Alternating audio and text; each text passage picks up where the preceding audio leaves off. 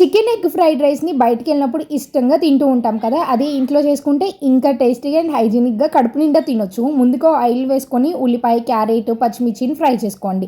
ఇక్కడ నేను చికెన్లో కొంచెం సాల్ట్ని వేసి బాగా కుక్ చేసుకున్నాను. ఇది బోన్లెస్ చికెన్ అనమాట. ఇందులోనే అల్లం వెల్లుల్లితో పాటు మసాలాలు అంటే బిర్యానీ మసాలాలు ఉంటాయి కదా, గరం మసాలా, అవన్నీ వేసేసి నేను పేస్ట్ని చేశాను. దాన్ని 1 టేబుల్ స్పూన్ దాకా వేశాను.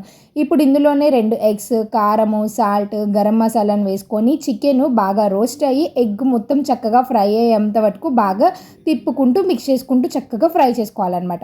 ఇప్పుడు ఇందులో పుదీనా, కొత్తిమీరని వేసుకొని ఇందులోనూ ఉడకపెట్టుకున్న రైస్, బాస్మతి రైస్ లేదంటే నార్మల్ రైస్ అయినా పర్లేదు.